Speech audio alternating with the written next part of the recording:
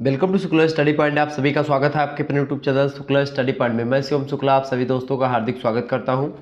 Home science का model paper है ये 2023 की परीक्षाओं के लिए। बीए द्वितीय वर्ष चतुर्थ सेमेस्टर में अगर आप हैं तो आपके लिए बहुत इंपॉर्टेंट है वीडियो, और विस्तार से जानने का प्रयास करेंगे हम आवास एवं प्रसार शिक्षा के बारे में। बहुत सारे प्रश्नों को हमने कलेक्शन किया है और उन्हीं प्रश्न और उत्तर को आपको दिखाने का प्रयास करूंगा और समझते हुए आगे बढ़ूंगा। ठीक है, तो आपको बता दूं कि कुछ विश्वविद्यालय में पेपर 1 और पेपर 2 करके पेपर होते हैं। तो उनमें पेपर 1 आवास आपको पढ़ना पड़ेगा, पेपर 2 में आपको प्रसार शिक्षा पढ़ना पड़ेगा। यानी आवास को बोलते हैं हाउसिंग और प्रसार शिक्षा को बोलते हैं एक्सटेंशन एजुकेशन। तो हाउसिंग एंड एक्सटेंशन एजुकेशन आपके पेपर का नाम है और यहाँ से बनने वाले समस्त महत्वपूर्ण प्रश्नों के बारे में हम जानने वाले हैं। इस वीडियो के माध्यम से आप जो है बहुत ही महत्वपूर्ण सब्जेक्टिव और ऑब्जेक्टिव दोनों प्रकार की जानकारी को ग्रहण करने का प्रयास करेंगे और इम्पोर्टेंट क्वेश्चंस होंगे जो कि एक प्रकार से वहाँ से आपके ऑब्जेक्टिव भी बनेंगे और आपके अति लघु उत्तरीय प्रश्न भी एक प्रकार से बन जाएंगे। तो दोनों तरीके से हम समझने का प्रयास करेंगे। ऑब्जेक्टिव वालों के लिए एक मॉडल पेपर मैंने दे दिया है और यानी हाउसिंग वाला पोर्शन का मैंने मॉडल पेपर दे दिया है। अब एक्सटेंशन एजुकेशन का मैं जल्द ही दे दूंगा। आपको बता दूं कि पेपर राजा महेंद्र प्रताप सिंह विश्वविद्यालय का हो ही गया था होम साइंस का। अब अभी कल मैंने एक डेट शीट जारी करी है अपने यूट्यूब चैनल पर, और मतलब कि विश्वविद्यालय ने जारी करी थी, मैंने यूट्यूब चैनल पर डाला भी है, सिद्धार्थनगर विश्वविद्यालय। तो उस यूनिवर्सिटी में ऑब्जेक्टिव परीक्षा होगी 4th सेमेस्टर की। जिस प्रकार 2nd सेमेस्टर और 4th सेमेस्टर की परीक्षाएं ऑब्जेक्टिव होती है वहाँ की, इसी प्रकार से 6th सेमेस्टर की भी परीक्षाएं आपकी ऑब्जेक्टिव होंगी वहाँ की। तो आपको बता दूं कि उसको लेकर के मैंने सारे मॉडल पेपर आपको दे दिए हैं, तो आप लोग देख लीजिएगा। हर एक सब्जेक्ट का मॉडल पेपर पड़ा हुआ है, यहाँ तक कि अंग्रेजी का भी। ठीक है, संस्कृत, अंग्रेजी, हिंदी सभी का। चलिए, पहला प्रश्न आपकी स्क्रीन पर आ चुका है। प्रश्न है आवास की परिभाषा दीजिए। बहुत ही इंपॉर्टेंट प्रश्न है, आवास किसे कहते हैं।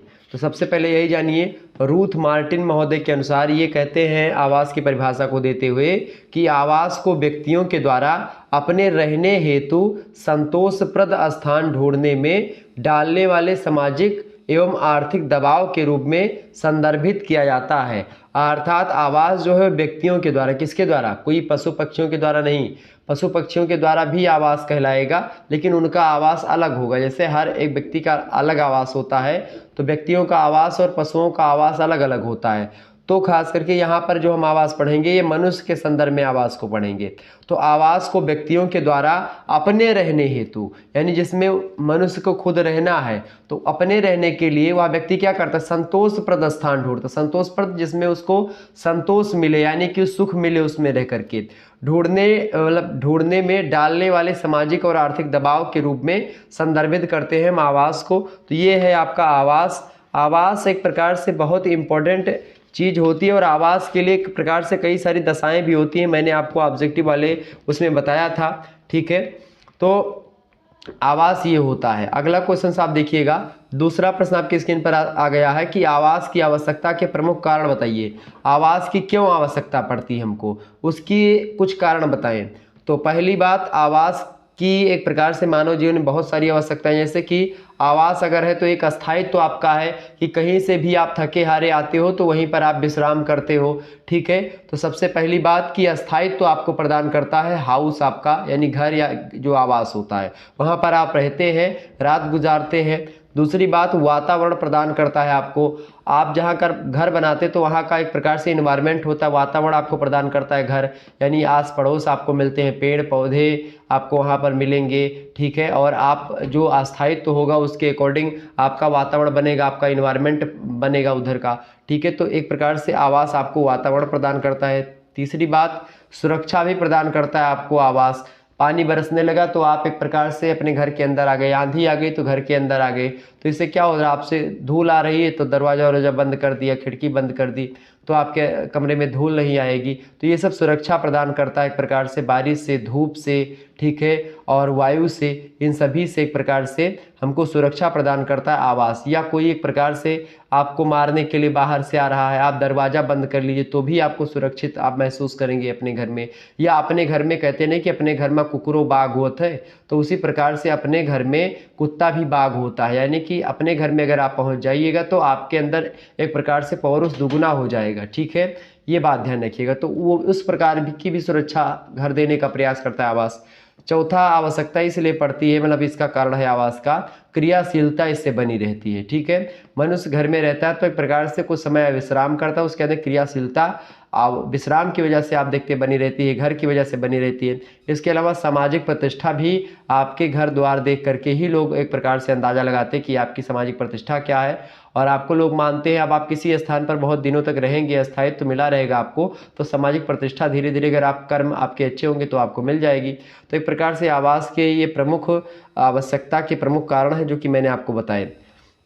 अगला क्वेश्चन देखिएगा, बहुत ही इंपॉर्टेंट प्रश्न है और एक भी प्रश्न आपकी परीक्षा में छूटने वाला नहीं है, इसको बस अंत तक देख लीजिएगा वीडियो को। ठीक है, एक बार फटाफट से आप लोग वीडियो को लाइक और शेयर कर दीजिएगा ताकि आपको टाइम टू टाइम नोटिफिकेशन मिलता रहे और आप आसानी से अपनी क्लास को पढ़ते रहें। और हाउसिंग वाला तो मैंने ऑब्जेक्टिव दे दिया है, और जो एक्सटेंशन एजुकेशन का है, प्रसार शिक्षा का, उसका मैं 2-3 दिनों में ऑब्जेक्टिव वाला दे दूंगा, तो चिंता करने की आपको कोई आवश्यकता नहीं है। शुक्ला स्टडी पॉइंट को आप सब्सक्राइब कर लीजिए और आप घर बैठे आसानी से अपनी तैयारी करिए। ठीक है, जो कुछ भी आपको नहीं समझ में आ रहा है या ऐसा लग रहा है कि सर जी आप और इसको बताएं अच्छे तरीके से, तो आप एक बार कमेंट करके हमको बता सकती हैं। ठीक है, चले तो किराए के मकान के 3 लाभ बताइए। बहुत ही इंपॉर्टेंट प्रश्न है। अगर आप किराए के मकान में रहते हैं या रहती हैं तो उसके 3 लाभ क्या होते हैं। पहला लाभ तो ये होता है कि जिम्मेदारी एक प्रकार से कम आ जाती है। आप किराए के घर में रहते हैं, रंगाई पोताई हुआ या फर्श टाइल लगवाना हुआ, दरवाज़ा लगवाना हो, कोई टूट फूट हो गई घर की तो मरम्मती करना आपको नहीं करवाना है, वो मकान मालिक करवाएगा। सबसे पहली बात, जिम्मेदारियां आपकी कम हो जाती हैं जब आप किराए के घर में रहते हैं। दूसरी बात, नौकरी में स्थानांतरण होने पर असुविधा नहीं होती। मान लेते हैं आपकी नौकरी वहीं कहीं पर कर रहे हैं किसी दूसरे शहर में, मान लेते हैं आप दिल्ली में नौकरी कर रहे हैं, तो दिल्ली में आप घर बनवाएंगे तो बड़ा समस्या हो जाएगी। फिर मान लेते हैं दिल्ली से आपका ट्रांसफ़र मुंबई हो जाए, या फिर एक प्रकार से दिल्ली से आपका यूपी में ट्रांसफ़र हो जाए, नोएडा में, या अन्य कहीं स्थान पर हो जाए, ठीक है, या लखनऊ में ट्रांसफ़र हो जाए, तो फिर आपसे दिल्ली में आपको आपका घर छोड़ करके फिर से लखनऊ में घर लेना पड़ेगा। ठीक है, तो नौकरी में स्थानांतरण पर असुविधा नहीं होती। अगर आप किराए के मकान में रहे, तुरंत आपने किराया छोड़ा, मतलब किराए का मकान छोड़ दिया और फिर आकर के लखनऊ में आपने किराए का मकान ले लिया, या मुंबई में ले लिया, या नोएडा में ले लिया, तो ये एक प्रकार से स्थानांतरण में सुविधा हो जाती है कि अगर आप नौकरी में एक प्रकार से कहीं पर आपका स्थानांतरण हुआ, स्थानांतरण माने होता है ट्रांसफ़र होना, ठीक है, तो आपका कहीं पर ट्रांसफ़र हुआ तो इसमें भी सुविधा होती है कि आपको घर बदलना नहीं पड़ता है। आप इतनी पूंजी लगा करके इकट्ठा बैठ जाएंगे, तो फिर अगर ट्रांसफ़र हुआ तो फिर से आपको आकर के किराए के मकान में दूसरा ढूंढना पड़ेगा, मकान लेना पड़ेगा। तो किराए के मकान में ये सुविधा होती है। तीसरी बात, जमा धन की बचत होती है। जो आप एक प्रकार से बचा करके रखे हैं खाता में अपने, उस धन की बचत होती है ताकि आप किराए का मकान मतलब एक महीने पे अपना किराया देते रहिए और आसानी से अपना उस मकान में रहते रहिए। ठीक है, तो इस प्रकार से ये कई प्रकार के लाभ होते हैं किराए के मकान में रहने के। चौथा प्रश्न आप देखिएगा, अगला प्रश्न है स्वनिर्मित भवन के 3 लाभ बताइए। स्वनिर्मित माने जो अपना खुद का घर होता है, यानी अपना बनाया हुआ घर होता है, उसके 3 लाभ क्या होते हैं। किराए के मकान के तो आपने लाभ जान लिया, ठीक है, और अब स्वनिर्मित भवन की एक प्रकार से लाभ जानिए। तो स्वनिर्मित भवन के निम्नलिखित लाभ है। पहला लाभ है, स्वनिर्मित भवन से व्यक्ति किराए के झंझट से मुक्त हो जाता है, यानी कि उसको महीने महीने पर पैसा नहीं देना पड़ता है। एक बार जितना लगना हो गया वो लग गया। तो जब अपना मकान रहता है खुद का तो उसी को स्वनिर्मित मकान बोलते हैं। तो इसमें क्या होता है कि आपको किराया नहीं देना होता, तो एक झंझट से आप फुर्सत पा गए कि भाई आपको हमको किराया नहीं देना महीने पर, नहीं मकान मालिक आकर के दरवाज़ा खटखटाता रहता है कि भाई किराया नहीं दिया अभी आपने, तो एक ये झंझट से मुक्त हो गए आप। दूसरी बात, आवास परिवर्तन की समस्या समाप्त हो जाती है, यानी कि लगातार आपको कहीं यहाँ पे रहना है, कहीं वहाँ पे, आपको जैसे किराए के मकान में रह रहे हैं, वहाँ पे नहीं अच्छा लग रहा है दूसरे स्थान पे जाना, तो जब आपका खुद का मकान हो जाएगा तो आपको वहाँ पे रहना पड़ेगा। एक प्रकार से अस्थायित्व आपका थोड़ा बन जाता है, आवास परिवर्तन की समस्या जो होती है वो समाप्त हो जाती है। तीसरा लाभ ये है कि स्वनिर्मित भवन में व्यक्ति अपने को गौरवान्वित महसूस करता है कि ये अपना मकान है। कोई नात रिश्तेदार आता है, कोई भाई पटीदार अगर आपके घर पे आता है तो कोई इसी प्रकार का कोई झंझट नहीं कि मकान मालिक बोलेगा कि काहे फलाने आए रहा। तो एक प्रकार से इससे क्या होगा, आपको अपने आप में गौरवान्वित महसूस होगा कि भाई खुद का मकान है, और कोई नात रिश्तेदार आएगा तो उनको भी आप बैठा करके बढ़िया से चाय पानी पिलाएंगे, खुल करके हंसेंगे, खुल करके बोलेंगे। तो एक प्रकार से तो डर नाम की चीज़ जो होती है, जो किराए के मकान में रहने पे होती है, वो अपने मकान में थोड़ा सा ख़त्म हो जाती है। किराए के मकान में है, आपको अगर डीजे वो बजाना है, कुछ शादी ब्याह या ठन गया तो उसमें फिर दिक्कत होती है आपको। तो यही सारी चीज़ें, ये समस्याएं होती हैं। अगला प्रश्न आप देखिएगा, अगला प्रश्न आपकी स्क्रीन पर आ चुका, 5वां नंबर प्रश्न है, घर और मकान में कोई दो अंतर बताइए।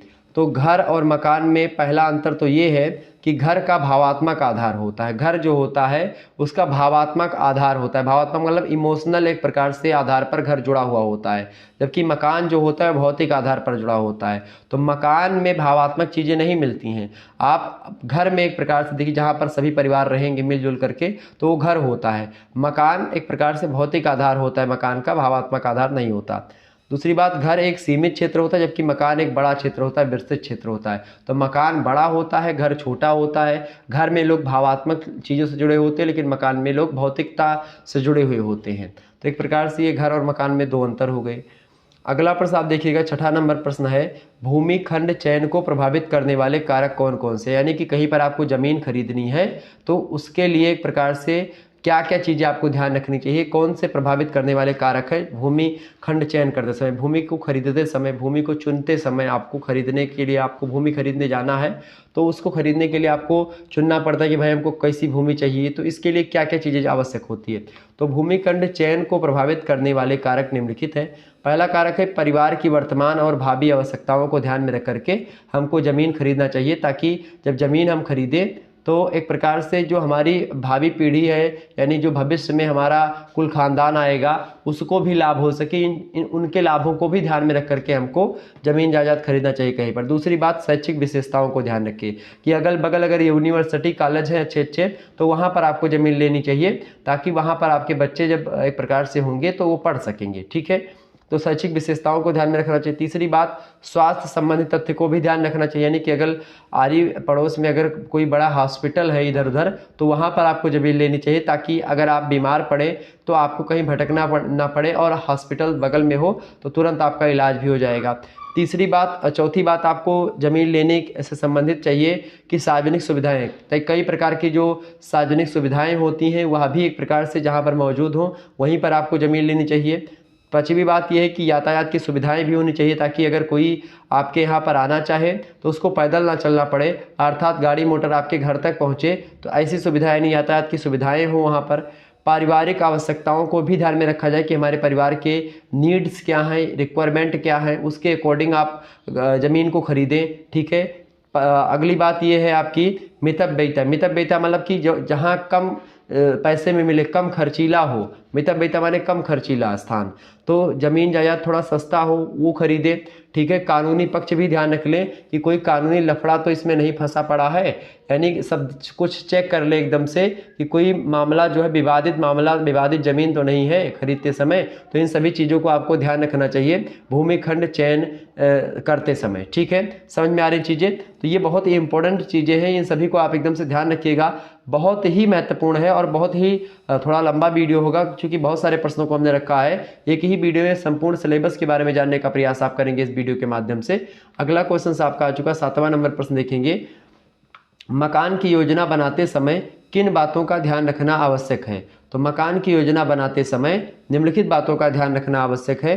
पहली बात तो आर्थिक व्यय, आर्थिक व्यय और लागत जो हो एक प्रकार से मकान की योजना बनाते समय इसका ध्यान रखना चाहिए, कितना लगेगा और कितना एक प्रकार से हमारा व्यय होगा, उसी के हिसाब से चीज़ें की जाए। तो पहली बात तो आर्थिक व्यय को ध्यान में रखना चाहिए, कितनी लागत है। दूसरी बात, अभिव्यंजकता जो है उसको भी ध्यान में रखना चाहिए। चौथा है कार्य कैसा होना चाहिए, और चौथी चीज़ है सुंदरता को भी ध्यान में रखना चाहिए। तो मकान की योजना बनाते समय एक प्रकार से इन चार बातों का विशेष करके ध्यान रखना चाहिए, आर्थिक व्यय यानी लागत, अभिव्यंजकता, कार्य और सुंदरता। ठीक है, ये बात ध्यान रखिएगा। अगला क्वेश्चन आप देखिएगा, 8वां नंबर प्रश्न आपकी स्क्रीन पर आ चुका है, मकान का चयन करते समय अभिव्यंजकता कैसी होनी चाहिए। अभिव्यंजकता जो है एक प्रकार से उसके बारे में समझने का प्रयास करते हैं, इसीलिए हमने वहाँ पर नहीं बताया। तो मकान का चुनाव करते समय प्रत्येक सदस्य की व्यक्तिगत रुचियों को, उसी को अभिव्यंजकता बोलते हैं। व्यक्तिगत रुचि क्या है कि भाई फलाने कुछ और सोच रहे थे, हमारा छोटा भाई अलग सोच रहा था, बहन अलग सोच रही है, माता जी का अलग रिक्वायरमेंट है।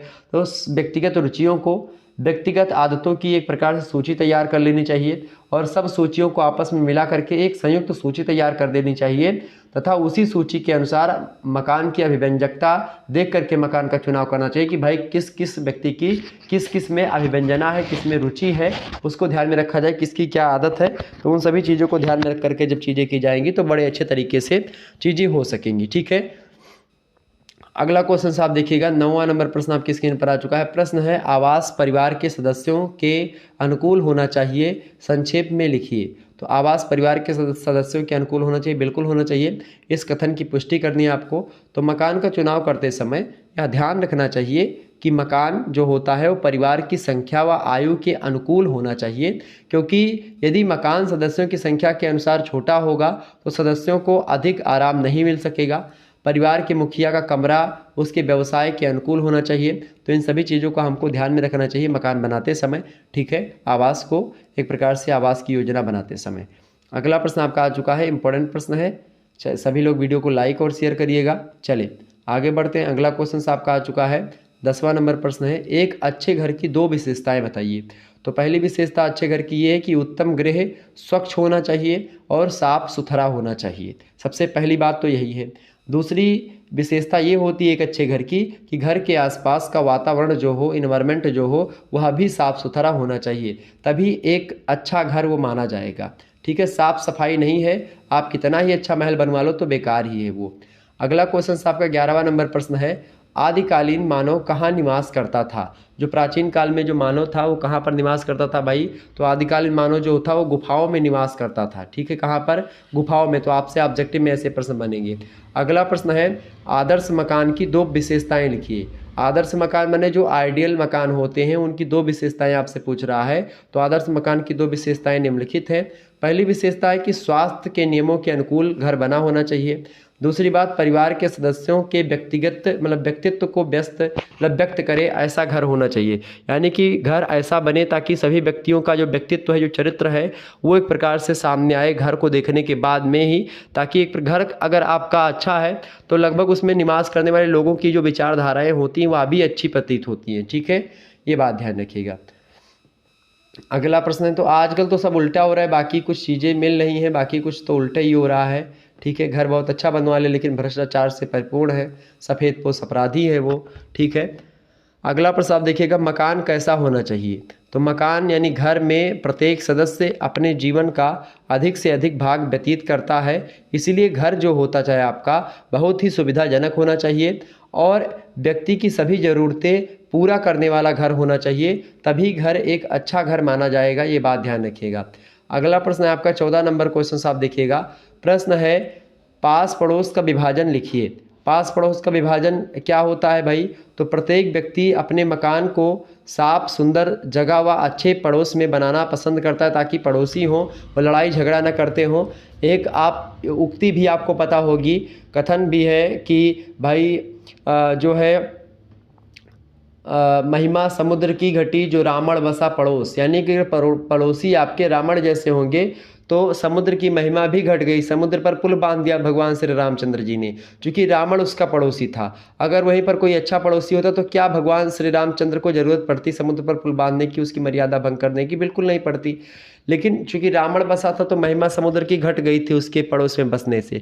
तो अगर पड़ोसी आपके अच्छे नहीं है, दिन रात झगड़ा लड़ाई करते, तो आपका भी इन्वायरमेंट वैसा होगा, आपके घर पे बैठ करके चुगली करेंगी और आपका घर भी बर्बाद हो जाएगा। तो कहीं ना कहीं पे पास पड़ोस का विभाजन भी ध्यान में रखना चाहिए। हर नगर में साफ, गंदे और अच्छे बुरे तमाम प्रकार के लोग होते हैं, स्थान होते हैं। स्वास्थ्य व संस्कृति की दृष्टि से आस पड़ोस को 2 भागों में बांटा जा सकता है। पहला तो सामाजिक आस पड़ोस और दूसरा होता है भौतिक आस पड़ोस। ये 2 एक प्रकार से पास पड़ोस के विभाजन हम बांट सकते हैं। अगला प्रश्न आपका है 15 नंबर क्वेश्चन है, नक्शे की उपयोगिता पर संक्षेप में प्रकाश डालिए।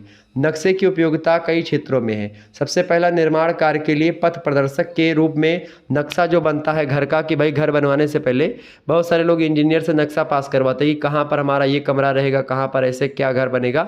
शहरों में जो घर बनते हैं अधिकतर वो नक्शे के अकॉर्डिंग ही बनते हैं, क्योंकि नक्शा जो होता है पहले से एक प्रारूप तैयार कर बता देता है कि भाई मिस्त्री को कि ऐसे ऐसे आपको घर बनाना है, यहाँ पे आपको किचन बनाना है, यहाँ पर लेटरिन बाथरूम बनाना है, यहाँ पर आपको पूजा का घर बनाना है, यहाँ पर आपको बेडरूम बनाना है, यहाँ पर आपको अतिथि कक्ष बनाना है, यानी कि जिसको बोलते हैं क्या, गेस्ट रूम जिसको बोलते हैं, ठीक है। कि और कौन सा रूम आपको टीवी रूम बनाना है, कई प्रकार के रूम बनते हैं। तो उन सभी को ध्यान में रख करके एक प्रारूप, एक ढांचा बताता है, उसी को नक्शा बोलते हैं। तो एक पथ प्रदर्शक होता है, एक मार्गदर्शक होता है नक्शा मिस्त्री के लिए। दूसरी बात, भवन निर्माण के अनुमानित व्यय को आंकने के लिए भी एक प्रकार से कहीं ना कहीं पे कि कितना खर्चा होगा, नक्शा बनाने के बाद में ही पता चल जाता है कि घर बनवाने में कितना रुपया लगेगा। तो उस हिसाब से जो होता है घर बनवाने वाला वो व्यवस्था करता है अपना। तो सबसे पहले नक्शा बनवा लेना, ये इंपॉर्टेंट होता है किसी घर के लिए। वैसे तो गाँव वगैरह में तो वैसे बन जाते हैं, लेकिन फिर भी शहरों में आप देखिएगा बहुत कम जगह होती है, उसी में पूरा व्यवस्थित करना होता है हर चीज़। तीसरी उपयोगिता ये है नक्शे की कि नगर पालिका में रिकॉर्ड के रूप में एक प्रकार से नक्शा जरूरी होता है। चौथी बात है, ठेकेदार व इंजीनियरों के लिए भी एक प्रकार से नक्शा की उपयोगिता होती है। पांचवी बात, भवन निर्माण के नियमों की जानकारी के लिए भी नक्शे की उपयोगिता होती है। तो एक प्रकार से नक्शे की उपयोगिता पर एक प्रकार से ये संक्षेप में प्रकाश हो गया। अगला क्वेश्चन आप देखिएगा, 16वां नंबर प्रश्न आपकी स्क्रीन पर आ चुका है। प्रश्न है, सामूहिकरण क्या है? तो देश पांडे कहते हैं कि सामूहिकरण का अर्थ है कमरों की परस्पर स्थिति को देखते हुए उनकी व्यवस्था। यानी आवास में मुख्य रूप से 3 समूह होते हैं और इनको एक दूसरे से संबंधित करना आवासीय योजना का एक अंग होता है, इसी को सामूहिकरण कहते हैं। तो इसका अर्थ क्या होता है? कमरों की परस्पर स्थिति जो है उसको देखते हुए उनकी व्यवस्था करना, ठीक है, वो होता है सामूहिकरण। ठीक है, आगे बढ़ते हैं। अगला क्वेश्चन आपका आ चुका है, 17 नंबर क्वेश्चन आप देखिएगा। प्रश्न है, बृहदता से आप क्या समझते हैं? बृहदता माने होता है बड़ा आकार। तो साने महोदय कहते हैं कि कमरे में कम स्थान का अधिकतम उपयोग करने से जो प्रभाव उत्पन्न होता है उसी को बृहदता बोलते हैं। बृहदता माने होता है कि कम छोटा कमरा है, उसी कमरे में इस प्रकार से अपने सामान को, अपनी वस्तुओं को व्यवस्थित करना ताकि उसमें बहुत सारी वस्तुएं आ जाएं, और कमरा छोटा ही क्यों ना हो लेकिन उसमें वस्तुएं ज़्यादा आ जाती हैं, तो वो बृहत्ता एक प्रकार से उसी को बोला जाता है। ठीक है, अगला क्वेश्चन आपका है 18वां नंबर प्रश्न है, सजावटी नमूने कितने प्रकार के होते हैं? तो सबसे पहले आपको बताऊं, सजावटी नमूने 4 प्रकार के होते हैं। पहला होता है प्राकृतिक नमूना, यानी जो एक प्रकार से प्रकृति की प्रदत्त चीज़ें हैं, यानी कि जो पहले से हमको मिली हुई हैं, जिसमें कोई मानव का हस्तक्षेप नहीं है और प्रकृति के द्वारा हमको मिली हुई हैं और उनको हम सजा देते हैं। ठीक है, तो प्राकृतिक नमूना हम सजावटी नमूने में प्रयोग कर सकते हैं। दूसरा ज्यामितीय नमूना, कोई हमने एक प्रकार से ट्रायंगल टाइप का या चतुर्भुज टाइप का या फिर एक प्रकार से कई प्रकार की चीज़ें होती हैं जो हम बना करके रखते हैं घर में सजाने के लिए। और तीसरा होता है रूढ़िवादी नमूने, कुछ होते हैं, ठीक है, यानी जिसको आपको रखना पड़े, मान कि हमारे पिताजी ने इसको रखा था, हम भी उसको रखेंगे। तो वो कुछ होते हैं अमूर्त नमूने जो दिखाई नहीं पड़ते, तो एक प्रकार से जो लेकिन होते हैं। तो कई प्रकार के नमूने होते हैं सजावटी जो कि एक प्रकार से कमरे को अच्छा दिखाते हैं। अगला क्वेश्चन आपका आ चुका है, अगला प्रश्न आपका आ चुका है, उत्तम नमूने की क्या पहचान है? तो सबसे पहला जानिए उत्तम नमूने की पहचान क्या है? नमूना उद्देश्य की पूर्ति करता हो, यानी कि व्यक्ति के जो उद्देश्य है, जिस उद्देश्य से नमूने को कमरे में स्थापित किया। नमूना माने एक प्रकार से कोई उपकरण, कोई प्रारूप, कोई चीज़, कोई वस्तु सजावट के लिए रख दी जाए। तो नमूना उद्देश्य की पूर्ति करता हो, सबसे पहली बात। दूसरी बात, नमूने के सभी भाग उचित अनुपात में हों। ठीक है, तीसरी बात, नमूने के प्रयोग में उपयुक्त निर्माण सामग्री प्रयोग की गई हो। चौथी बात, नमूने में सादगी के साथ साथ संतुलन हो, अनुपात हो, लय हो, बल हो, अनुरूपता हो, इन सभी सिद्धांतों का पालन करता हो नमूना, तभी वह उत्तम नमूना माना जाएगा, एक अच्छा नमूना माना जाएगा। अगला क्वेश्चन आपकी स्क्रीन पर आ चुका है, देखिएगा सभी लोग और वीडियो को शेयर अवश्य करिएगा। चलिए आगे बढ़ते हैं और चीज़ों को जानने का प्रयास करते हैं। प्रश्न आपका आ चुका 20वां नंबर प्रश्न है, अलंकारिक नमूने की विशेषताएं लिखिए। तो अलंकारिक नमूने में संरचनात्मक नमूने की रेखाएं ढकी ना गई हों, सबसे पहली विशेषता। दूसरी विशेषता, सुंदरता बढ़ाने के लिए अलंकारिक नमूने का प्रयोग सीमा के अंदर होना चाहिए। ज़्यादा अलंकार के लिए, सुंदरता बढ़ाने के लिए ज़्यादा नमूने का प्रयोग भी नहीं करना चाहिए। एक प्रकार से सीमित तरीके से एक सीमा के अंदर रह करके हम अलंकारिक नमूनों का प्रयोग करें कमरे में। तीसरी बात है, नमूना कला के सिद्धांतों के अनुसार एक प्रकार से बना होना चाहिए। जो कला के सिद्धांत हैं उनके अकॉर्डिंग अगर नमूना बना है तो वो एक प्रकार से कमरे में अच्छा दिखेगा और अच्छा सजावट आपके कमरे की दिखेगी। चौथी बात है, नमूने के द्वारा वस्तु की प्रभाव उत्पादकता जो होती है उसमें वृद्धि होनी चाहिए। तो इससे क्या होता है, तो इससे एक प्रकार से कमरे का जो साज सज्जा होता है वो अच्छा दिखता है और अलंकारिक नमूने एक प्रकार से इसीलिए जाने भी जाते हैं ताकि वो एक प्रकार से कमरे को अच्छा दिखाएं। अगला प्रश्न आपका 21 नंबर देखेंगे। प्रश्न है, गृह सज्जा में नमूने में क्या, मतलब गृह सज्जा में नमूने में क्या परिलक्षित होना चाहिए? तो गृह सज्जा में नमूने में बनाने वाले या जिसके लिए वह नमूना बनाया गया है उसके व्यक्तित्व की छाप परिलक्षित होनी चाहिए। यानी जिस व्यक्ति के लिए नमूना बनाया गया है उस व्यक्ति की छाप उस नमूने में होनी चाहिए, तो और अच्छा माना जाता है गृह सज्जा के लिए। अगला प्रश्न आप देखिएगा 22 नंबर प्रश्न है, आराम कक्ष से आप क्या समझते हैं? विश्राम कक्ष या आराम कक्ष, स्पष्ट करिए। तो यद्यपि आराम कक्ष बनाना मध्यम वर्गीय और छोटे घरों के लिए विलासिता मानी जाती है, किंतु यदि स्थान अनुमति दे तो इस प्रकार का कमरा बनाना अत्यंत सुविधाजनक होता है। इस कमरे में व्यक्ति अपने कार्य से के तनाव से मुक्ति प्राप्त करने हेतु आराम कर सकता है, स्वास्थ्य लाभ प्राप्त कर सकता है। घर के वृद्ध बीमार व्यक्ति खास करके इसमें आराम भी कर सकते हैं और इस कमरे की व्यवस्था रोगी के कमरे के समान की जा सकती है। आराम कक्ष को वास्तव में आरामप्रद बनाने के लिए निम्न आवश्यकताओं को ध्यान में रखा जाता है। वो आवश्यकताएं हैं इस प्रकार से, पहली बात तो यह जमीन तल पर होना चाहिए ताकि बीमार या वृद्ध व्यक्ति को सीढ़ियों चढ़ने में परेशानी ना हो। दूसरी बात, यदि मकान बड़ा है और लिफ्ट सुविधा है तो प्रथम मंजिल पर आराम कक्ष बनाना जाना चाहिए। ये स्वास्थ्यप्रद होता है और इसमें आरामदायक सीढ़ियाँ बनाई जा सकती हैं जिसमें अधिक घुमाव ना हो। तो एक प्रकार से ये आराम कक्ष के बारे में कुछ चीज़ें थी जो कि एक प्रकार से घर में जो बड़े लोग होते हैं उनके घर में होती है और मध्यम वर्गीय परिवार में नहीं होती है, क्योंकि ये बताया गया कि भाई विलासितापूर्ण जीवन व्यतीत कर रहा है, लोग मज़ा लेने लगते हैं। फिर अगला प्रश्न आपका, बृहदता से आप क्या समझते हैं? स्पष्ट कीजिए। तो साने कहते हैं कि कमरों में कम से कम स्थान पर अधिकतम उपयोग करने से जो प्रभाव उत्पन्न होता है उसे बृहदता कहते हैं। यहाँ उद्देश्य जगह की अधिकाधिक बचत करना होता है, साथ ही यह आभास भी देना होता है कि जगह कम नहीं है, कमरा बहुत छोटा नहीं दिखना चाहिए। कुशल वास्तुविद जो होते हैं, वास्तुविद माने जो एक प्रकार से घर का नक्शा बनाने वाले या घर को बनाने वाले होते हैं, यह निम्नलिखित तरीकों से संभव बना सकते हैं। दीवारों में अलमारियाँ, इसके अलावा वार्डरोब, कवर्ड, टांड, ये सब मतलब कि टाड़ा जिसको आप बोलते हैं, टाड़ा बना दें, कवर्ड बना दें, वार्डरोब बना दें, अलमारी बना दें, तो इससे क्या होता है कि कमरा थोड़ा बड़ा दिखने लगता है। दूसरी बात, कमरे वर्गाकार की अपेक्षा आयताकार अगर बनते हैं तो कमरे बड़े दिखते हैं। आयताकार मतलब समझ रहे हैं कि जैसे लंबाई थोड़ी ज़्यादा हो कमरे की, चौड़ाई थोड़ी कम हो तो कमरे वो बड़े दिखते हैं, देखने में होते छोटे हैं लेकिन बड़े दिखते हैं, ऐसा, ठीक है। और अगर उसमें अलमारी वगैरह बना दें तो एक प्रकार से उसमें और जगह हो जाती है खास करके। तो ये सब एक प्रकार से जो वास्तुविद होता है, जो स्किल्ड एक प्रकार से वास्तुविद होता है, वो अच्छे तरीके से इसको कर सकता है। अगला प्रश्न आपका आ चुका है 24 नंबर प्रश्न है, गैरेज क्या है? गैरेज क्या है भाई? तो सामान्यतः गैरेज की आवश्यकता उन्हीं मकानों में होती है जहां कार होते हैं या जहां जो 4 चक्का गाड़ी होती है उनको खड़े करने के लिए जगह। किंतु वर्तमान मध्यम वर्गीय मकानों में भी गैरेज बनाया जाता है जिसमें संग्रह किया जा सकता है व क्रियाओं हेतु स्थान की व्यवस्था की जा सकती है। गैरेज मकान से लगा होना चाहिए ताकि एक या दो दीवार की बचत हो सके। गैरेज में पक्की मजबूत कंक्रीट की दीवार बनाई जानी चाहिए ताकि पेट्रोल आदि से आग लगने का भय ना हो उसमें। गैरेज में आमने सामने का वायु विजन होना चाहिए और दरवाजे व खिड़की लकड़ी के नहीं बनाना चाहिए गैरेज का। गैरेज का न्यूनतम आकार लगभग 8x18 या फिर 10x20 का होना चाहिए। सामान्यतः 7 की ऊंचाई पर मतलब कि मचान बनाना चाहिए इसका 7 फुट ऊंचा, जिस पर संग्रह किया जा सके। तो एक प्रकार से ये होता है गैरेज के बारे में कुछ बातें जो कि मैंने आपको बताई, आपके समझ में आ गई होंगी निश्चित तौर पर। आगे बढ़ते और भी चीज़ों को जानने का प्रयास करते हैं।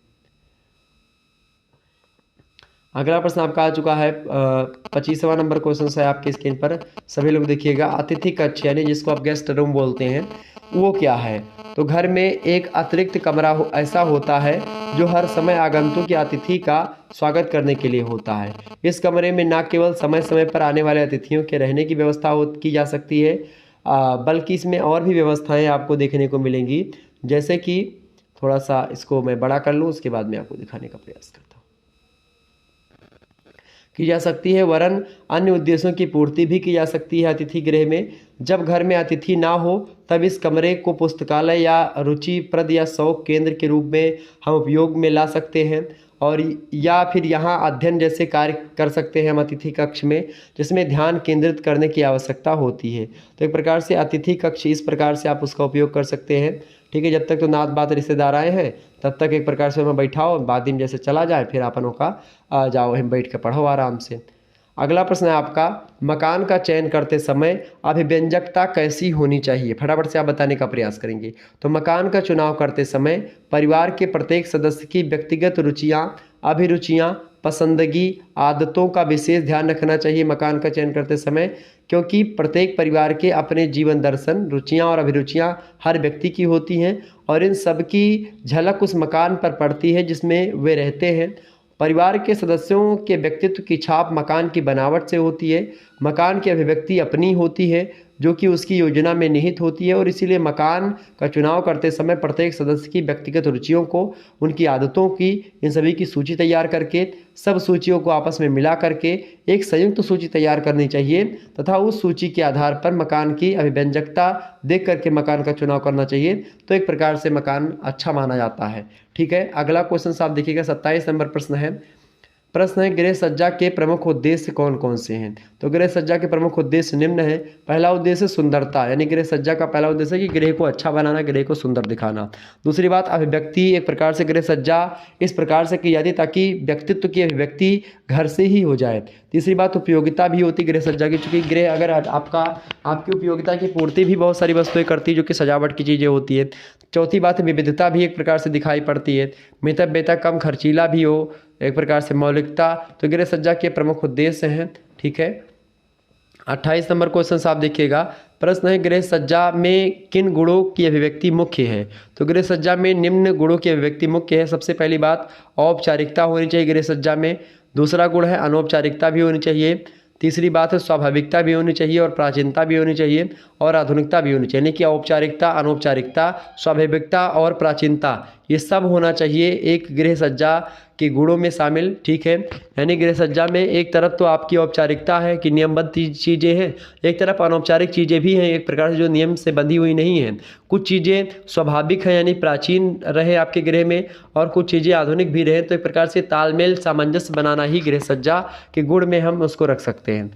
29 नंबर प्रश्न आपका आ चुका है। कला के मूल तत्व कौन कौन से हैं? तो कला के मूल तत्व निम्न है। पहला है रेखा, कला के मूल तत्व क्या होते हैं? रेखा। दूसरा है स्वरूप, उसका स्ट्रक्चर। तीसरा है स्पर्श या पोत। चौथा है रंग कैसा है। पांचवा नमूना कैसा आपका बना है, जो एक प्रकार से नमूना माने प्रारूप टाइप का। ठीक है, और अगला है आपका छठवां प्रकाश कहाँ, मतलब कितना प्रकाश आपको घर में कैसे क्या रखना है। और अगली चीज़ है स्थान कहाँ का है या कैसा स्थान है। तो ये सब एक प्रकार से मूल तत्व होते हैं कला के। ठीक है, रेखा, स्वरूप, स्पर्श यानी पोत, रंग, नमूना, प्रकाश, स्थान। ठीक है, अगला क्वेश्चन आपका 30वां नंबर प्रश्न है। गृह सज्जा में प्रकाश का क्या उपयोग होता है? तो प्रकाश गृह सज्जा में उदासीनता को कम करके प्रगतिशील और आशावान बनाता है और यह निम्न रूप से उपयोगी होता है प्रकाश। पहली बात तो सज्जा के सौंदर्य को बढ़ाता है। कोई आपने डिजाइन वगैरह बनवा रखी है अपने घर के दीवारों पर, तो प्रकाशित जब तक वो प्रकाश नहीं होगा कमरे में तब तक वो अच्छा नहीं दिखेगा। तो प्रकाश से ही चीज़ें हमको दिखती हैं, वस्तुएं दिखती, तो इसीलिए सज्जा के सौंदर्य को बढ़ाता है प्रकाश। दूसरी बात सज्जा की उपयोगिता को भी बढ़ाता है।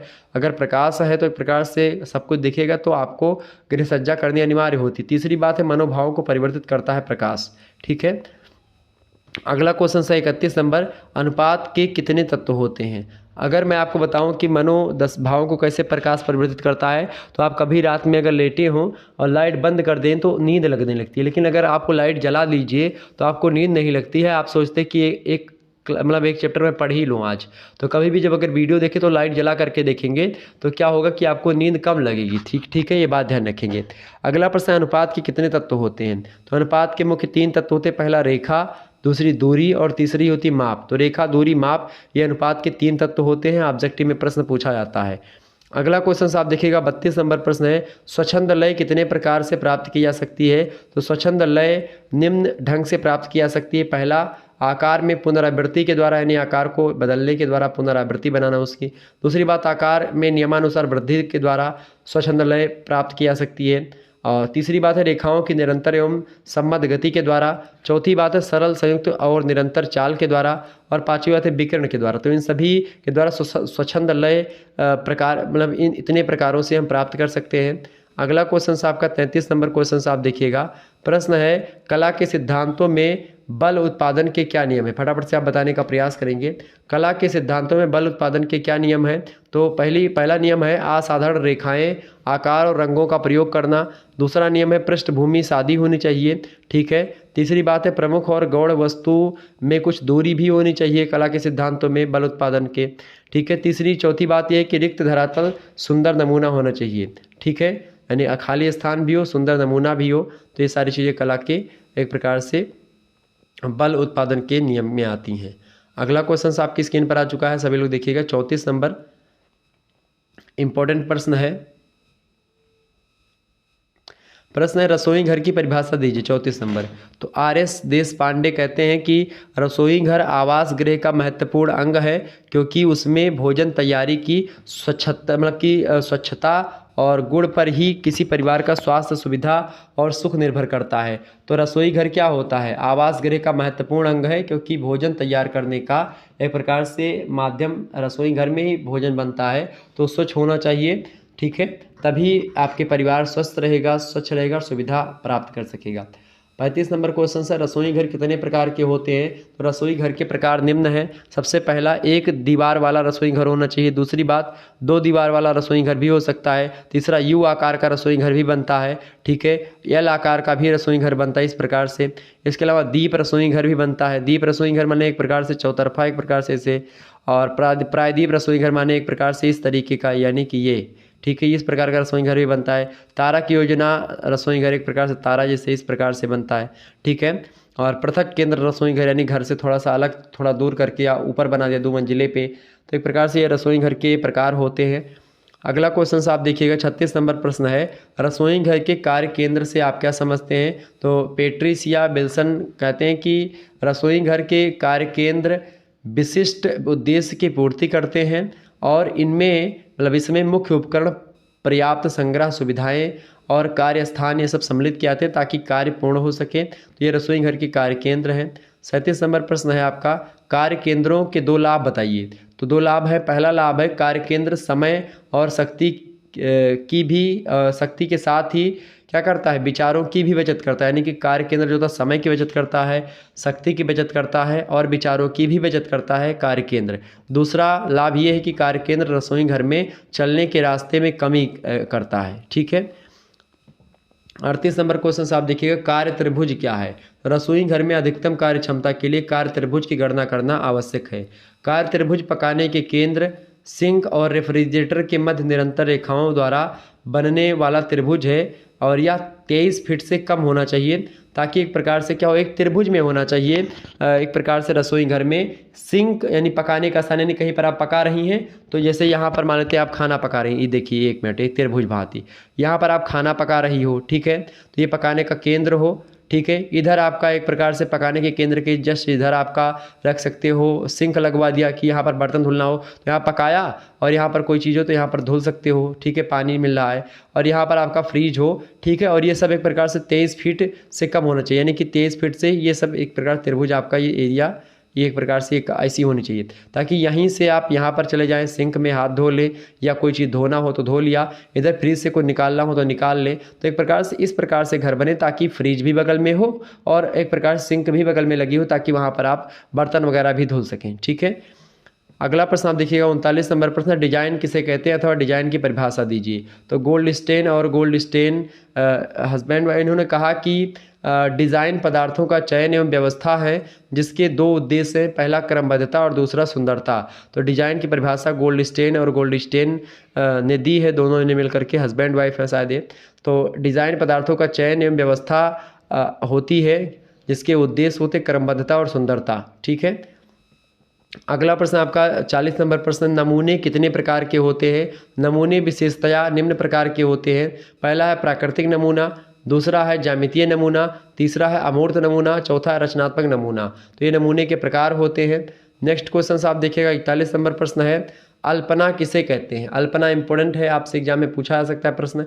तो अल्पना शब्द जो है संस्कृत के जो है अलिम्बना से बना हुआ है, जिसका मूलतः कलात्मक रूप से किसी भी भाव को प्रारंभ करना होता है। अंगुलियों के माध्यम से कलात्मक चित्रकारी को अल्पना कहते हैं। तो अंगुलियों के माध्यम से जो कलात्मक तरीके से चित्रकारी की जाती है उसी को अल्पना बोलते हैं। ठीक है, नेक्स्ट क्वेश्चन आप देखिएगा, 42 नंबर प्रश्न आपका आ चुका है, लय का क्या अर्थ है लिखिए। तो लय जो होता है निरंतर होने वाली संगठित गति जो होती है लगातार, उसी को लय बोलते हैं। यह नियमित दोहराव वाली गतियों और विभिन्न अंतरों वाली गतियों से प्राप्त की जा सकती है लय। और कला में लय का अर्थ होता है रेखा, स्वरूप या रंग के द्वारा निर्मित ऐसी व्यवस्था जिस पर आंखें यात्रा करती हैं, उसी को लय बोलते हैं। 43 नंबर क्वेश्चन आप देखिएगा, डिजाइन के प्रकार बताइए। तो डिजाइन के मुख्य रूप से कई प्रकार हैं। पहला है प्राकृतिक डिजाइन, दूसरा है ज्यामितीय डिजाइन, तीसरी है सूक्ष्म डिजाइन, चौथी है रचनात्मक डिजाइन, पांचवी है सजावटी डिजाइन। तो ये एक प्रकार से डिजाइन के प्रकार हो गए। आपसे ऑब्जेक्टिव में ऐसा प्रश्न पूछता है कि डिजाइन के प्रकार में निम्न में से कौन शामिल है, तो आपको ऑप्शन मतलब कौन निम्न में से कौन शामिल है, तो 3 आपको देगा और डी ऑप्शन में दे देगा उपयुक्त तो सभी। या एक प्रकार से पूछ सकता है कौन शामिल नहीं है। तो एक प्रकार से ये सारी चीज़ें अगर जाने रहेंगे तो आप ऑब्जेक्टिव भी कर पाएंगे और लिखित में भी पूछेगा तो आप आसानी से इन चीज़ों को जान गए हैं तो कर पाएंगे। चले अगला प्रश्न आपका आ चुका, सजावट के मुख्य सिद्धांत कितने हैं। सजावट के मुख्य रूप से जो है 4-5 सिद्धांत, 5 सिद्धांत। पहला अनुपात, दूसरा है संतुलन, तीसरा है लय, चौथा है बल और पांचवा है दोहराव। ये सजावट के मुख्य सिद्धांत है, ध्यान रखिएगा। अगला प्रश्न 45 नंबर, रसोई घर का श्रेय कितना होना चाहिए, मतलब क्षेत्र जो है क्षेत्रफल कितना होना चाहिए। तो रसोई घर का क्षेत्रफल जो होना चाहिए 8 × 12 फीट का होना चाहिए। 12 फीट लंबाई हो जाए और चौड़ाई आपकी 8 फीट हो जाए। तो एक प्रकार से ये होना चाहिए रसोई घर का क्षेत्रफल। ठीक है, अगला क्वेश्चन से आपका, रसोई घर कैसा होना चाहिए। रसोई घर सुनियोजित होना चाहिए, स्वच्छ और आरामदायक होना चाहिए। गृहिणी अपना अधिक समय यहीं व्यतीत करती, तो इसीलिए वो एक प्रकार से अच्छा होना चाहिए। ठीक है, ताकि उसको बोरियत ना महसूस हो। अगला प्रश्न 47 नंबर क्वेश्चन देखिएगा, विदेशी शैली के रसोई घर में खाना किस प्रकार चाहिए, मतलब बनाना चाहिए। तो विदेशी शैली के रसोई घर में खाना खड़े होकर के बनाया जाता है। कहाँ पर खड़े होकर के बनाया जाता है खाना, एक प्रकार से एक टाड़ा होता है घर में और वहीं पर सब गैस वैस रखा होता है, गैस नीचे होता है, उसी पर टाड़े पे सिंक लगी होती है और बगल में फ्रिज रखी होती है। तो वहीं पर क्या होता है कि वो खाना बनाती है उसी टाड़े पर, एक प्रकार से वहीं पर रोटी भी बेल लिया, खड़े खड़े बना देती हैं खाना। ठीक है, और हमारे भारतीय परंपरा में देखिएगा तो बैठ करके खाना बनता था, चूल्हे वगैरह पर के बढ़िया लकड़ी जल करके, और बड़ा अच्छा भोजन लगता था जो बनाती थी पहले हमारे घर पे। लेकिन अब तो सब गैस हो चुका है तो अब लकड़ी वकड़ी जलती ही नहीं, तो मज़ा नहीं आता खाने में उतना ज़्यादा। अगला क्वेश्चन आप देखिएगा, 48 नंबर क्वेश्चन आपका आ चुका है, रंगों के उपयोग में संतुलन आवश्यक है, स्पष्ट कीजिए। तो रंगों के संतुलन के बिना विश्रांति का अनुभव नहीं हो पाता है और यह संतुलन क्षेत्र के नियम यानी लॉ ऑफ एरियाज पर आधारित है। इसके अनुसार हल्के रंग अधिकतम क्षेत्र में इस्तेमाल होना चाहिए, स्लेटी या तटस्थ रंग इसके बाद के अधिकतम क्षेत्र में और गहरे या चटकीले रंग न्यूनतम क्षेत्र में। इसके अतिरिक्त चटकीले रंगों के क्षेत्रों का वितरण सारे कमरे में होना चाहिए ताकि तटस्थ पृष्ठभूमि को जीवंत बना सके। तो ये होता है रंगों के उपयोग में संतुलन आवश्यक होगा, तभी एक प्रकार से वो अच्छा दिखेगा और गृह सज्जा के नियमों का पालन भी कर सकेगा। अगला प्रश्न आपका 49 नंबर, लाल और गुलाबी रंग का क्या महत्व है बताइए।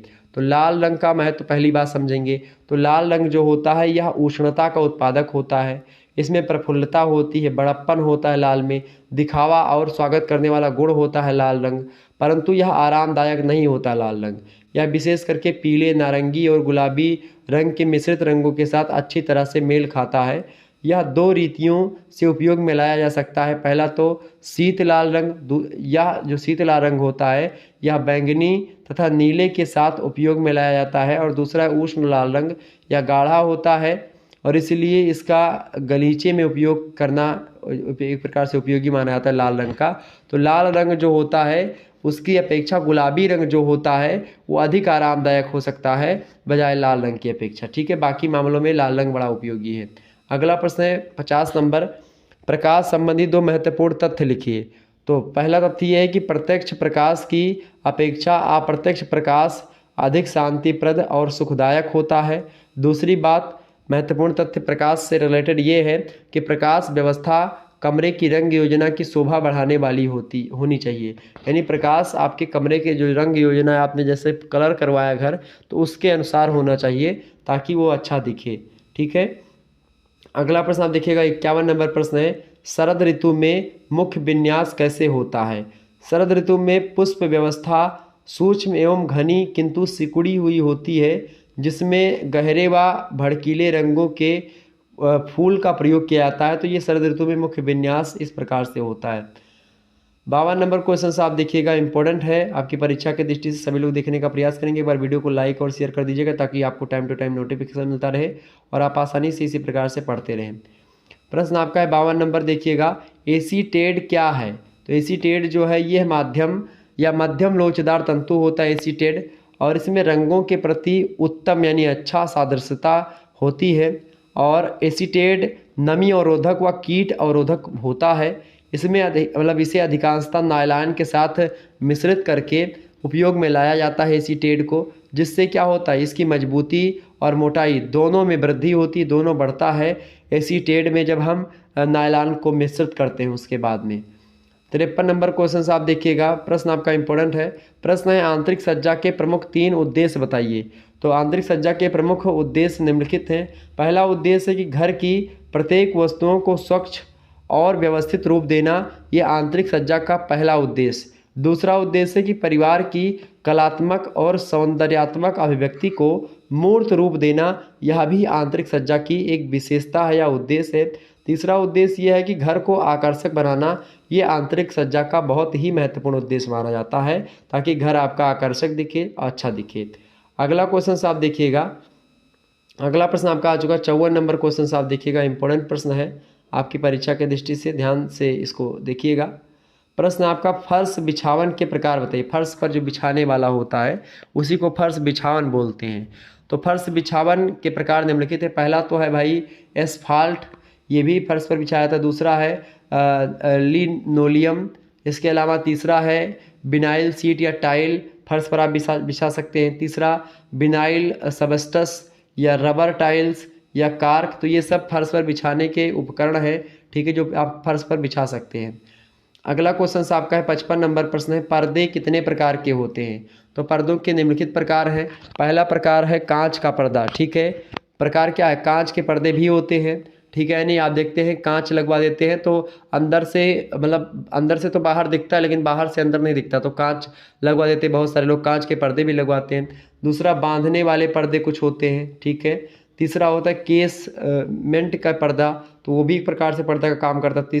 चौथा होता है ड्रेपरी, ठीक है। पांचवा होता है लपेटे जाने वाले पर्दे, और छठवां होता है बेनेसन ब्लाइंड पर्दे, ब्लाइंड पर्दे, और अगला होता है आपका सातवां बैलेंस पर्दा, और नौवां होता है आपका, मतलब आठवां होता है स्वैग पर्दा, 10वां होता है रस्सी या तार वाला पर्दा। तो एक प्रकार से ये पर्दे के कई प्रकार हैं जो ध्यान से आप लोग को देखना है। तो पर्दे के प्रकार में आप इसको ध्यान से रट लीजिए एकदम से, कांच का पर्दा, बांधने वाला पर्दा, केसमेंट का पर्दा, ड्रेपरी, लपेटे जाने वाले पर्दे, बेनेसन ब्लाइंड, और बैलेंस, स्वैग, रस्सी या तार, तो ये सब पर्दे के प्रकार हैं।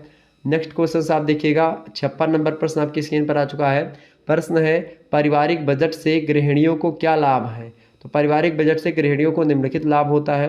पहला लाभ होता है व्यय पर नियंत्रण होता है। अगर पारिवारिक बजट जो है पहले से बना लिया जाता है कि भाई हमको एक महीने के अंतर्गत हमको 10,000 रुपये खर्च करने हैं, तो पारिवारिक बजट है और गृहिणियों को बना करके बता देगा कि भाई इतना इतना आपको खर्च करना है, ऐसे ऐसे करना है। गृहिणी खुद ही बना ले बजट पहले से, तो एक प्रकार से वो अपने पति का सहयोग कर सकती है पैसे बचाने में।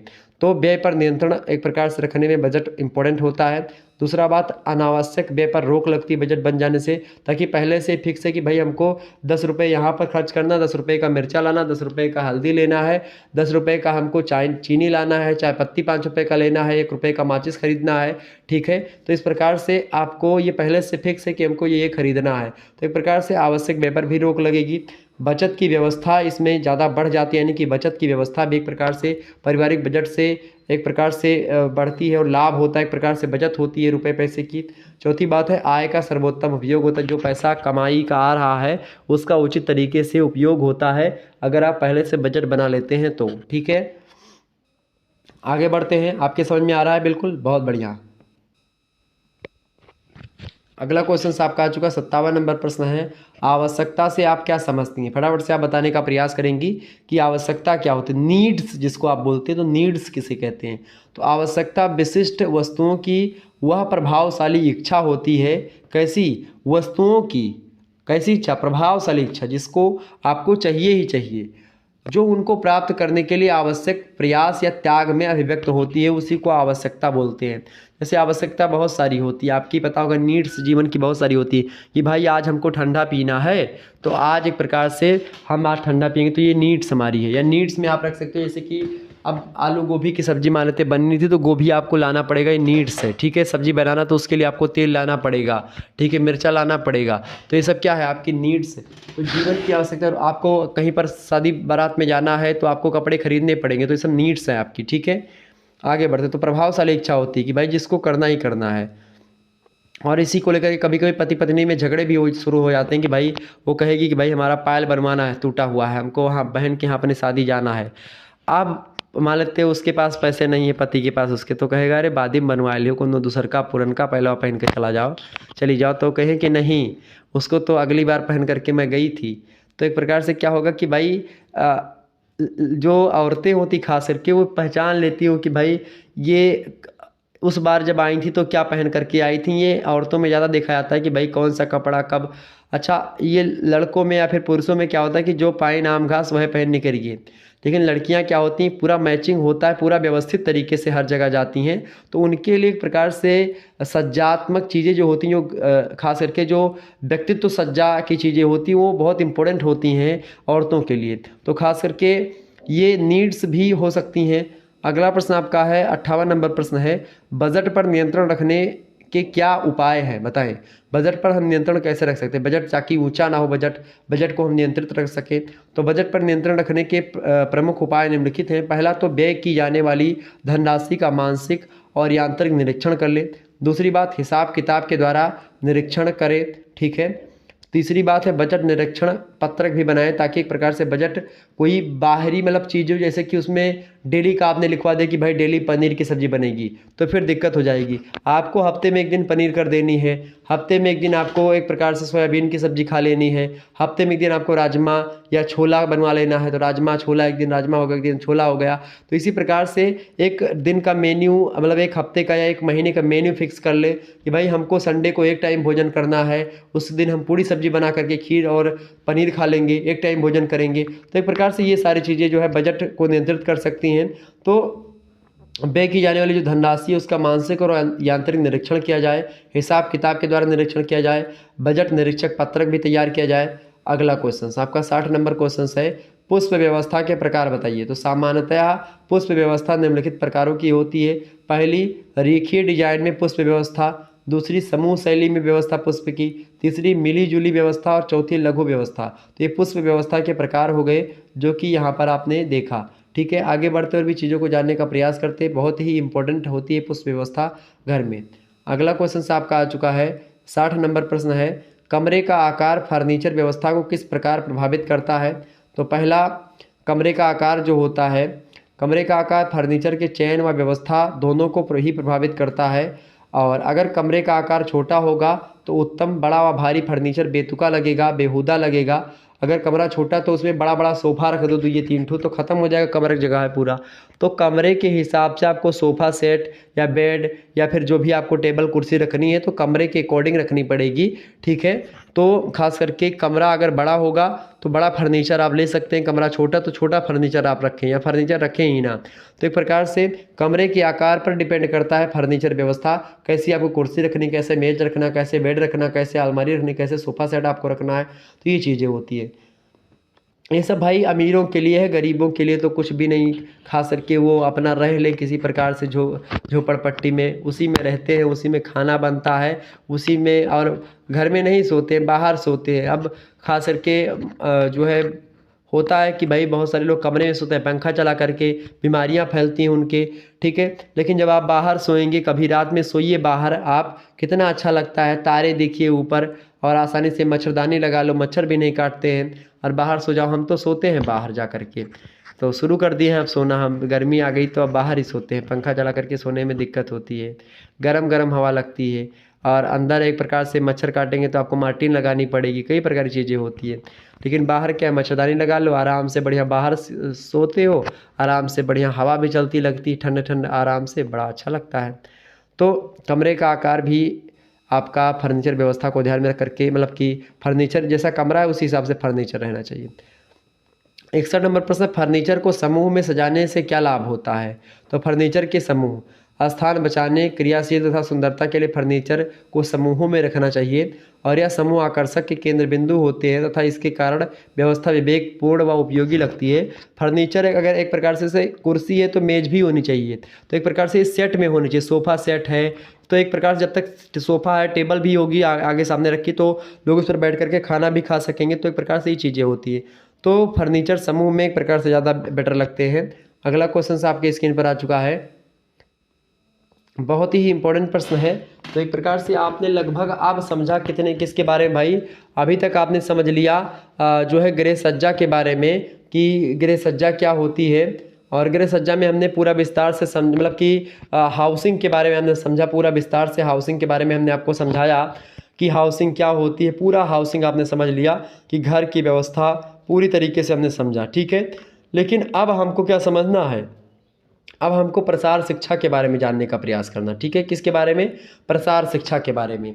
तो आइए थोड़ा बहुत हम जान लेते हैं जब तक आपका समय बचता है, बाकी हम नेक्स्ट वीडियो में पूरा समझेंगे। लेकिन अभी लगभग जो है इस प्रश्नों के हिसाब से बताऊं तो लगभग 170-80 प्रश्न हमने रखे हैं इसमें। तो आपको एक ही वीडियो में बताना कठिन कार्य हो जाएगा हमारे लिए भी और आपको लगातार देखने में भी। तो इसीलिए पार्ट 1 और पार्ट 2 में डिवाइड कर दूंगा। तो एक प्रकार से पार्ट 1 है जिसके अंतर्गत हमने हाउसिंग के बारे में समझा, जिस प्रकार से हमने मॉडल पेपर ऑब्जेक्टिव वाला जो दिया है उसमें हमने समझा, ठीक है। तो सारी वीडियो आपको प्लेलिस्ट में मिल जाएंगी। ये पार्ट 1 आपको प्लेलिस्ट में मिलेगा वीडियो, और इसके अंदर पार्ट 2 जो आएगा वो इसके जस्ट नीचे आपको मिल जाएगा, ठीक है। इसका पार्ट 2 वाला जिसमें हम प्रसार शिक्षा के बारे में चर्चा करेंगे। हालांकि प्रसार शिक्षा की कुछ चीज़ों को समझ लेते हैं, एक आध दो प्रश्न को, ठीक है, जब तक टाइम है हमारे पास।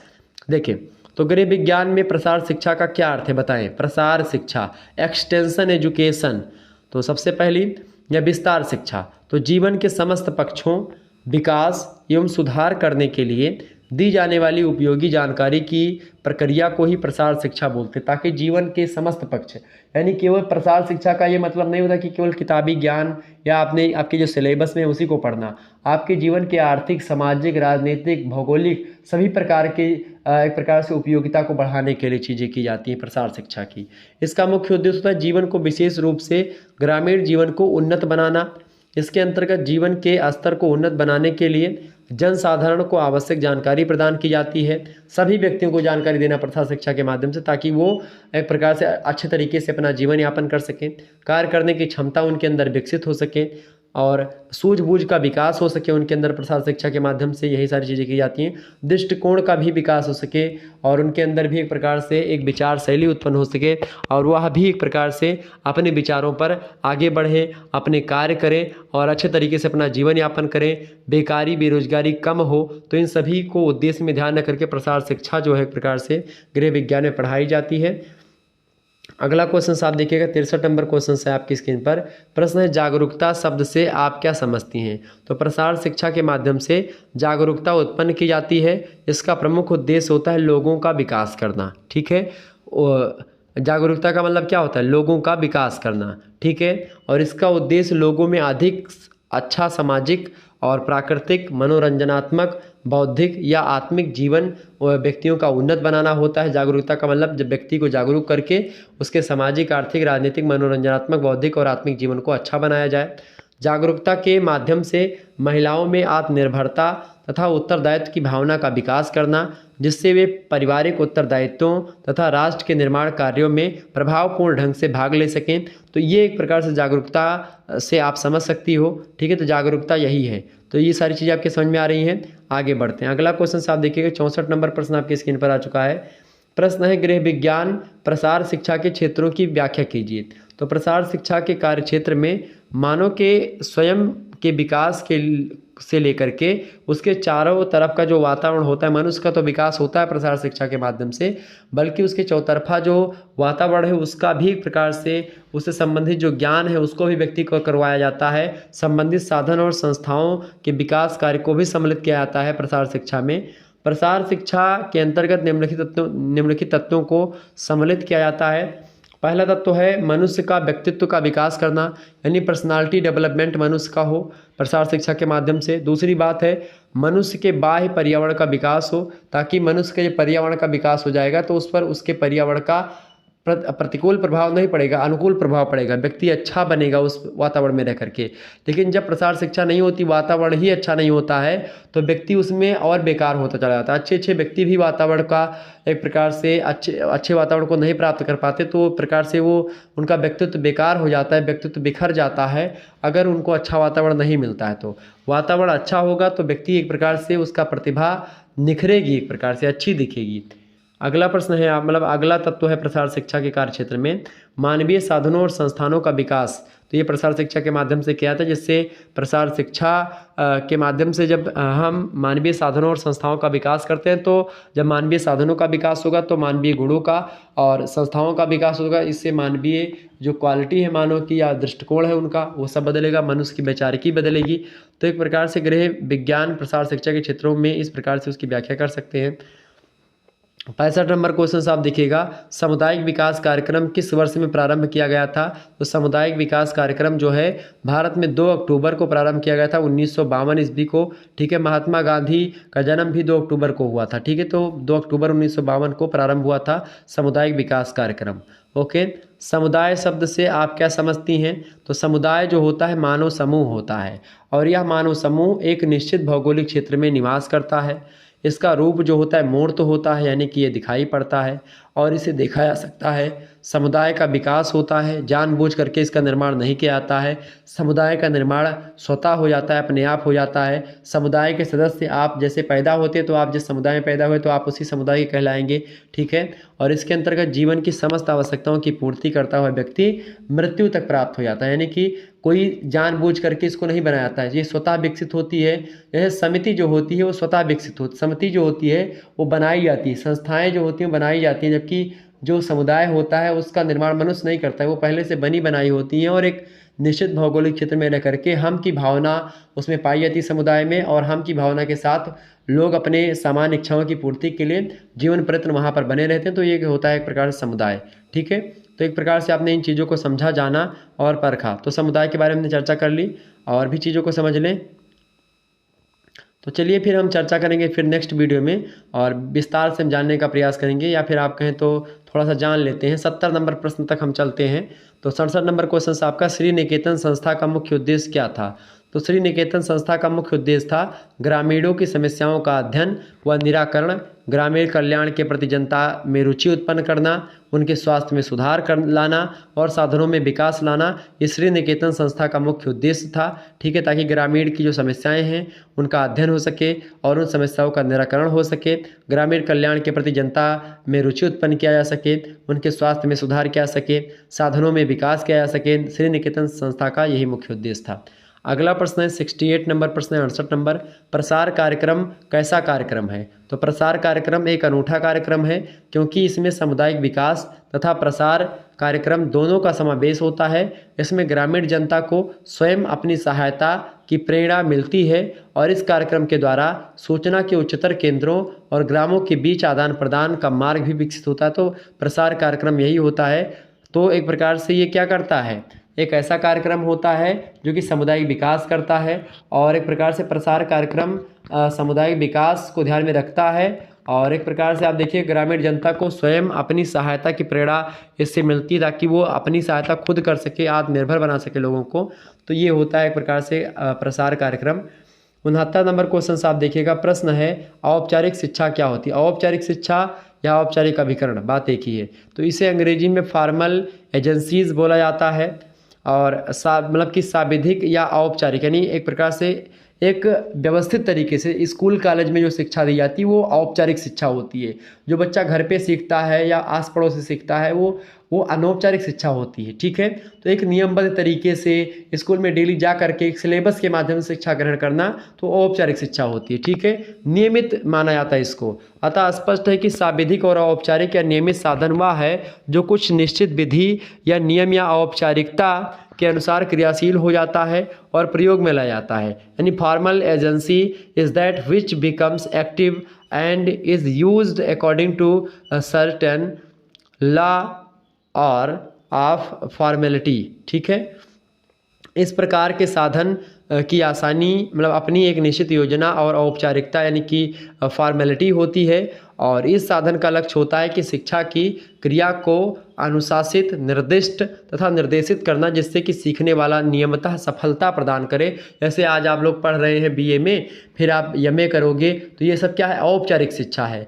अनौपचारिक शिक्षा क्या आप घर पर के जो बैठ करके पढ़ रहे हैं, जैसे कि एक प्रकार से जो मैं पढ़ा रहा हूँ ये नौपचारिक शिक्षा में आएगा आपका। नौपचारिक मतलब कि किसी उपकरण के माध्यम से, रेडियो से, मोबाइल फ़ोन से, टेलीविजन से आपको दे करके आप शिक्षा ग्रहण, समाचार पत्रों से पढ़ ले, तो इस प्रकार की शिक्षा आपकी नौपचारिक शिक्षा होती। ठीक है, आगे बढ़ते 70 नंबर क्वेश्चन आप देख लीजिएगा, फिर उसके बाद में हम चर्चा करेंगे नेक्स्ट वीडियो में। ठीक है, प्रश्न आपका आ चुका है।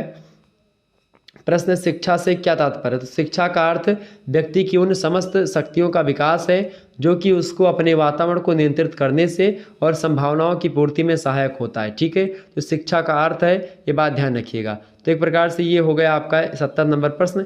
इसके बाद में 71 नंबर क्वेश्चन से हमको चर्चा करनी है, तो हम नेक्स्ट वीडियो में चर्चा करेंगे 71 नंबर क्वेश्चन के बारे में।